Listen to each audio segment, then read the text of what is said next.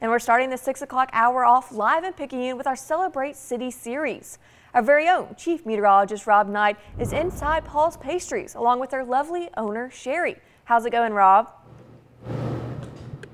Well, first of all, good morning, and second of all, this beautiful lady next to me, this is Sheri Thigpen, one of the owners. Good morning. How are you doing? We're so happy y'all are in Picayune this early morning. It's a pleasure having you, and folks, Sheri was way over there. She was coming over here to set up the shot. I imagine the shot is good because we're both in it this morning. Sheri, first of all, thank you so much for allowing us to come out here. And as I've been talking about this morning, my goodness, your operation, it is surreal back there. Not just the square footage and to see the operation, but the billions of king cakes that you said that are going to be going out later this morning. We do. I think we have about 1,700 that our crew baked last night, and they've all got a home, so they'll be heading out here in just a little bit. 1,700 that was baked last night. Folks, you got to really see back there. I mean, it is such an operation and an efficient operation as well. One crew comes in, they leave, the other crew comes in and takes that up. Yep. So, Sheri, let's talk about this beautiful spot. We're going to talk a lot this morning, but talk to me about the beginning. Talk to me about Paul's Pastry at the very beginning, how it started and things of that nature. Well, I tell you, we moved here from California in 1964. We were transferred here with Rocketdyne. My dad worked on the space shuttle engines.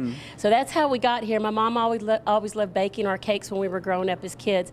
I was 13 years old when a little bakery came up for sale and in downtown Picayune, and we decided to jump in and live the American dream and own a business. So we did that, and that was in 1970. Wow. Yeah. So not only is this your business, but you're part of what established this as well. Yes. I mean, does that blow your mind when you think about that? I don't know. It's pretty neat looking back at older pictures and seeing the 800 square feet that we started in, and then seeing where we are now. And it's kind of fun. It's been a lot of work. I've been there every step of the way. So. Wow, 800 square feet when you started your cafe area, Yes. the eatery and the gift shop, and where you showcase the wedding cakes.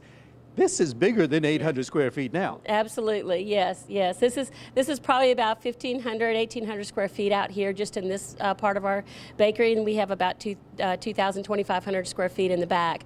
And at that time, we had about 400 square feet for our production space. One table, one mixer, one oven. Okay, now I could attest, number one, you've got a grandpa of a mixer back there and a newer bad boy that looks like it's a grandpa because that thing looks like it's been used quite a bit. It has definitely been used. It's got a lot of history in it. It actually still runs. It's just a good old gear-driven mixer, and it's probably 54, 55 years old. Yeah.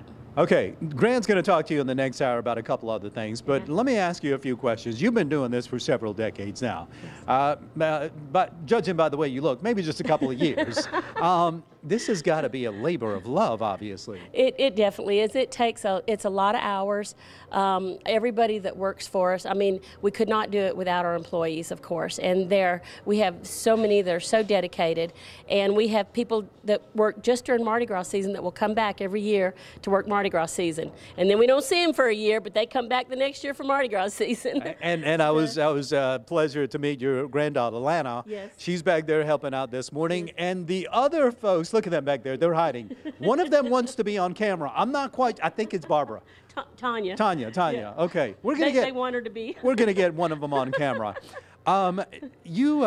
This isn't just a Picayune, a Pearl River, a South Mississippi deal. This is worldwide. Well, I do want to let you know we don't ship international anymore. We just had a problem with the king cakes arriving on time because they're perishable products. So at the beginning of COVID, we had to stop that.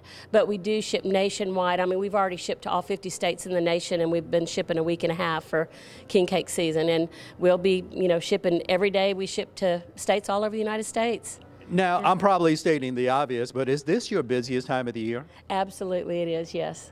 What are the numbers like? I know after seeing what was back there, and I know I'm chuckling because it's really surreal, but after seeing what's happening back there, Talk to me about some of the daily, weekly, monthly numbers if you got them. Yep. Well, like I said, we start out about baking about 1,500. Today we had 1,700 a day, and that will grow to about 2,000, 2,500. Sometimes a little bit more than that, and we'll probably end up doing about this season was a little bit short, so between 60 and 70,000 king cakes during Mardi Gras, as well as our cookies and our cakes and everything else that we have to make too. So it's challenging. 60 or 70,000. My goodness, not only is that a surreal number, but kudos to y'all for doing such wonderful business as well. Oh, well, thank you so much. Like I said, we couldn't do it without our employees and this wonderful little community of ours. We traveled all over the United States with bakery conventions, and we saw other bakeries in New York and California and all different parts of the country, and we just wanted to bring something to Picayune that we were seeing in other places, and our community as 110 supported us. Lovely. Hey, look, we're going to talk more, but hang out with me here for just a second. We're talking about the 7-day forecast right now. Folks, the bumpy weather is behind us. We've got a few showers still lingering here in South Mississippi. The clouds, they're going to clear later this afternoon. All in all, Sheri, it's going to turn out to be a pretty decent day. I mean, it's going to be cool and windy, but, you know, we can't complain, especially after the potential threat last night, which, by the way, we dodged a bullet. So temperatures are going to cool. We're only going to max out in the low and mid-50s today. And the next shot of rain, that's not going to come in until Friday. You can see that 70%. Right now it's going to be Friday morning, and the weekend should shape up fairly decent. Keep in mind, it's January, folks. I know you forgot that. It's still winter. Last year we were in the 70s, so you're probably surprised that we're actually getting some winter conditions this year. All right, so there you go. You can head to our webpage, WXXV25.com, to check out that 7-day forecast in detail, or download the WXXV Weather Authority app. We're in Picayune. I'm here with beautiful Sheri Thigpen, the owner, one of the owners of Paul's Pastry Shop. Already tried several different flavors. Loving them, Sheri. Got to tell you that. Lots of different things. Yes, ma'am. Not only king cake, but like I told you, some of those pedophores are going home with me later today. Okay, you like the pedophores. Folks, stick around. Rob Knight from WXXV25. WXXV25 Celebrating Cities continues. We're at Paul's Pastry Shop in Picayune. We're going to have so much more to come in just a bit, but right now, back to you in the studio.